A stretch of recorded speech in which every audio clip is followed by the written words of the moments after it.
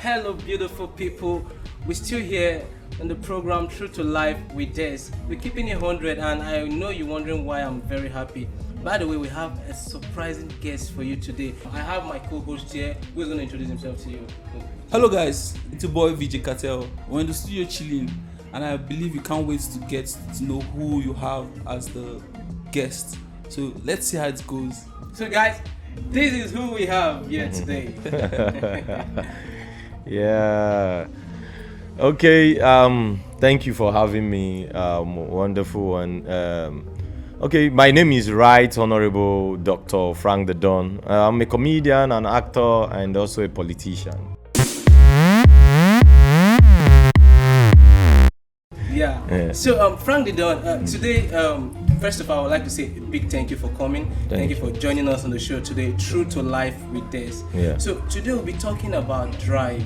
Okay. So I would like to know what motivates you to pursue your career in the entertainment industry. First of all, we have that saying that do not allow your background to put your back on the ground. So first of all, your kickoff must be where you're coming from. They have some persons that were born with silver spoon, with golden spoon. My own was not any spoon. I think it was Toningari. So it was Toningari stick. From there, you should be able to tell yourself, this is not the kind of life I want, and you now set the kind of life you want for yourself, and all you need to do is to pursue it. Wow. Yes. So first of all, set the goal for yourself, and like football, first of all, you join a team. When you join a team, you keep praying that your coach needs to play you. Wow. Because you have some persons that they are in the team but they are always at the bench. They are paying you allowance, but with that you're not going to showcase what you have. With that, the world will not hear about you. So first of all, you join a team. Then secondly, you pray that your coach has that belief in you to play you. Then when you come into the pitch, all you need to do is go for the goal. So once you set this lineup for yourself, at the end of the day, you must achieve it. You must get the goal, because the reason why you're in that pitch is to score a goal or more than one goal. Because if you have 3 goals in a match, I think they call it the man of the match. Yeah, probably you go home with the ball. So most of the players are not just there to score 1 goal. They are there to score more than 1 goal so that they can go home as man of the match. So when you come to life, first of all, you look at your family background, you look at your area, you look at your growing up, and you want to be the man of the match. Man of the match means you're the breadwinner of the family, maybe your extended family, your nuclear family, your one person they should envy in your area because you're coming from the ghetto or anywhere. Maybe any day you go back, you should not go back with a bike. You should not go back with keke. You should be coming with your convoy, and everybody is coming out. They are shouting, Frank is here, see Mopo, see bounce out, you know. Yes, with that, so many persons will be motivated. So that should be your drive. You should look at the future and know that I should be an example to the people. And once you have that at the back of your mind and you drive hard, you must get to your goal. Right. So I get a lot of people coming to the podcast saying, they have the drive to actually pursue their goal in the entertainment industry, actually, but they kind of say without money you can't actually pursue your goal in the entertainment industry. And also, how long does it take for someone to actually actualize as an entertainer? Okay, first of all, you need to know your calling. Right. First of all, you need to know your calling. That means, first of all, you have to discover yourself. Yes. You need to know your calling. We have some persons in the industry now that are doing well where they are right now, but that was not where they started from. Right. You understand? For example, my brother Dickin Famous. Dickin Famous is doing well. Is our export from Delta State, Asaba to the rest of the world. But Dickin Famous was a dancer. He was a dancer, group dancer. Right. And he did it for so many years. Danced for the church and programs, and suddenly he pulled out and went into comedy. Did the comedy and went into content creation. And today he's doing the comedy and the content creation, no longer the dance. So some persons need to know this is my calling, because if I give you all the monies in the world and you invest it in what is not your calling, you will not get the result. Okay. So many persons are in Nollywood today because Nollywood is one sector that accommodates everybody.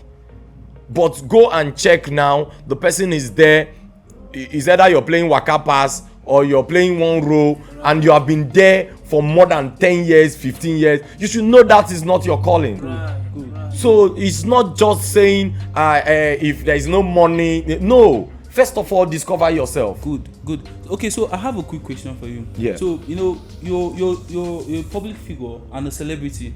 Okay, so I want you to tell us, how do you discover your calling? How did you get to this point that you are in today? Okay. So, yeah, just first of all, I am one person that when I was growing up in my secondary school, I loved to yab. Okay. So I tease people, you tease me, I tease you, I make sure I win. And when I was in the secondary school, I was president of LEAT, the Debating and the Dramatic Society. I was president for 2 years. Right. You know, I was doing mock news, we're doing drama, and I was also in the drama department in the church. I moved all the way just like that, and because of that is one thing I'm saying, you have to first of all discover yourself. Once you discover yourself, your help will come. It's not about the money. Your help will surely come, because the Bible does not lie. The Bible said that a gift of a man maketh way for him. That means once you discover that gift, just forget, it must make way for you. If you need 500 million, it will come, not from you. So I was acting drama in churches, and later on we formed a theater group called Unity Theater Production. What we do is we go to schools, we pick up their novel. My husband had gone mad again, Wedlock of the Gods and the rest. We come back. We used to rehearse at New Era School at towards Umuonaje or so. We go to the school because there is no fence, so the classes are there. So we go into the class and we share the roles. Right. So it's the novel we use as script. So somebody's taking his line, you're looking at it, and after that we go to schools and we negotiate with them. We went to AGJS, we went to St. Thomas's, we went to Osadenis and the rest. What we now do is, because we believe that what you watch, you remember than what you read. So we go to schools, they pay as small as I think 5 naira those days, or whether I'm not sure it's up to 15 naira, 5 naira or 10 naira those days, 15 naira. or 15 naira. Then the school will take some parts and we will take some parts. So what we do is we go to the school, they provide us with their hall, announce to the students that social class and social class that are using this novel, some theater group are coming to perform this novel. So with that you watch, yes, you understand more than what you read. So that was how it started, and suddenly I got an opportunity to always feature on DBS, Delta Broadcasting Service Asaba, on their Saturday morning drive. You know, they gave me about 10 minutes to always just come crack jokes, and after that, you know, there was no car,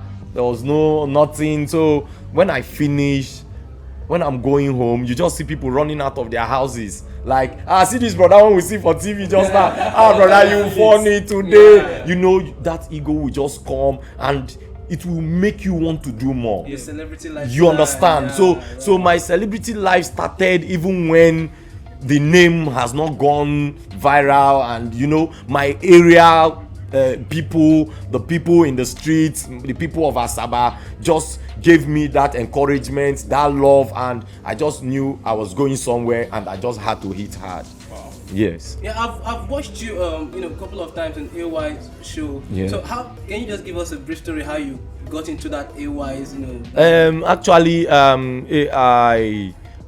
before I featured in AY Live Port Harcourt, I traveled with AY to Uganda. Right. Yes, I went for Mnet Comedy Club. They had auditions in Lagos.